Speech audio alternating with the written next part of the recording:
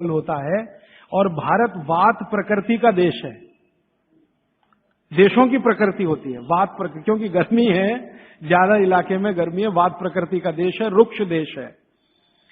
चेन्नई जैसे 2, 4, 10 बड़े शहरों को छोड़ दो जो समुद्र के किनारे, बाकी देश रुक्ष है। रुक्ष माने सूखी हवा चलती है, तो रुक्ष है तो वात ही होगा। तो वात प्रकृति का देश है, इसलिए दौड़ना तो यहां बिल्कुल निषिद्ध है। दौड़ना तो नहीं, रनिंग तो बिल्कुल नहीं, वो ट्रेडमिल पे दौड़े वो भी नहीं, एक्सरसाइजर लाके उस पे भी दौड़े बिल्कुल नहीं। वो कहते हैं कि ऐसे व्यायाम जो स्लो हैं, जिनमें वायु ना बढ़े, तो सबसे अच्छा उन्होंने बताया सूर्य नमस्कार आपके लिए।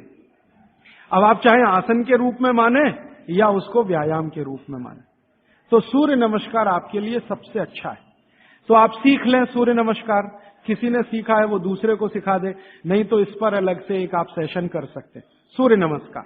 दूसरे कुछ व्यायाम है आपको, तो वो व्यायाम में छोटे छोटे स्तर पर दंड बैठक, छोटे छोटे स्तर, ज्यादा लंबी नहीं, छोटी दंड बैठक है।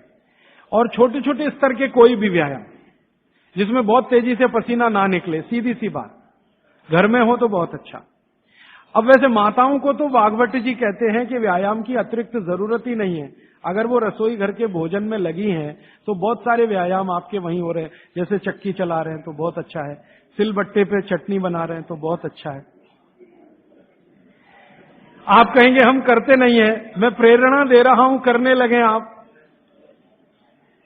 मिक्सी का उपयोग कम करें, सिलबट्टे का ज्यादा करें, चक्की का उपयोग ज्यादा करें, मिक्सी का उपयोग कम करें, बाजार में जो इलेक्ट्रिक चक्की है उसका उपयोग कम करें।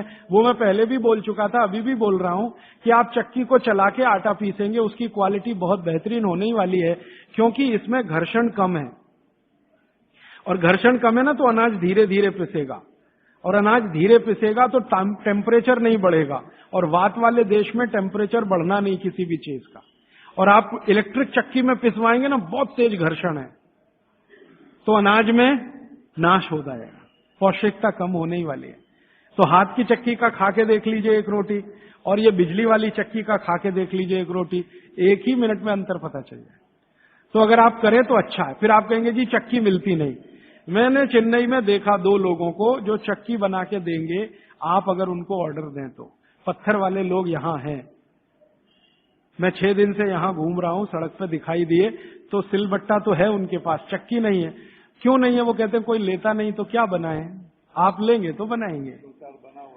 2-4 बना हुआ है तो वो भी। और आपको कहीं ना मिले तो जरूर मुझे करें फोन, तो हम कुछ ट्रक भर भरा के राजस्थान से, गुजरात से भिजवाएंगे आपके पास। ट्रक भर के ही भेजेंगे तभी सस्ती पड़ेगी, 1-2 आएगी तो मुश्किल हो जाएगी। और आप अगर राजस्थान जाते हैं या गुजरात जाते हैं तो एक आध चक्की तो साथ में भी ला सकते हैं ना। AC 3 टायर में आप 60 किलो तक वजन ला सकते हैं, AC 2 में 100 किलो तक ला सकते हैं, और स्लीपर क्लास में 40 किलो तो ला ही सकते हैं कंफर्म टिकट पे। तो चक्की तो 20 किलो से ज्यादा होती ही नहीं है। तो आप भी जाएं कभी राजस्थान गुजरात तो 2 चक्की एक आदमी ला सकता है। तो आप लाएंगे चक्कियां तो क्या होने वाला है, वो जो बनाने वाले कारीगर बैठे हैं पत्थर वाले, उनका कुछ रोजगार तो बढ़े, कुछ रोजी रोटी चले, जो अभी धीरे धीरे बंद हो रही है। और उनकी रोजी रोटी अगर आपने चलाई, तो मैंने आपको सबसे पहले दिन एक बात बताई थी कि आप जिंदगी के अपने सब दुख दूर करिए, दैहिक, दैविक, भौतिक, और दूसरों के दुख दूर करने में मदद करिए तो मोक्ष मिलेगा। तो आपने चक्की बनाने वाले का भौतिक दुख तो दूर किया, चक्की खरीदी तो पैसा तो मिला, गरीबी कम हुई, रोजगार बढ़ा, तो भौतिक दुख भी अगर आपने कम किया तो मोक्ष की तरफ जा। तो चक्की है, सिलबट्टा है, कोशिश करें तो व्यायाम की अतिरिक्त जरूरत नहीं। और अगर नहीं कर पा रहे हैं तो थोड़ा हल्का फुल्का व्यायाम आप जरूर करें। और बहनों को, माताओं को जो सबसे अच्छा व्यायाम है, भागवत जी कहते हैं फॉरवर्ड बेंडिंग। फॉरवर्ड बेंडिंग माने आगे झुकना। तो जितनी बार आप आगे झुकें, ध्यान रखें कमर से झुकें हमेशा, तो जिंदगी में कभी भी दर्द नहीं आएगा कमर का। आगे कमर को छोड़कर कहीं से भी झुकेंगे तो तकलीफ है। कोशिश करें कमर से झुकें, जितना झुक पाते हैं वहीं तक झुकें, जरूरत नहीं है कि नीचे तक झुकें। हो सकता है कमर से झुकें तो आपके हाथ घुटने तक ही आए, वहीं तक रहने दीजिए, सहज होकर करिए, असहज होकर मत करिए। तो थोड़ा व्यायाम 15-20 मिनट में पसीना आ जाएगा, उतना काफी। फिर उसके बाद मालिश, आपको भी मालिश जरूरी है, क्योंकि आपको भी कफ का असर ना बढ़े और आपका विकृत ना हो। तो आपको भी बच्चों की तरह ये बात ध्यान रखनी है कि सिर की मालिश ज्यादा, कान की भी मालिश ज्यादा, और बाकी शरीर की तो करनी है। और शरीर में सबसे ज्यादा मालिश तलवे की, पांव की। मालिश के बाद स्नान, स्नान उसी तरह से उबटन आदि से, और फिर भोजन, भोजन के बाद विश्राम 20 मिनट, फिर आपका काम, फिर रात्रि का माने शाम को 6-7 बजे का भोजन। इस तरह का नियम है पित्त वालों का। और वात वालों के लिए क्या है?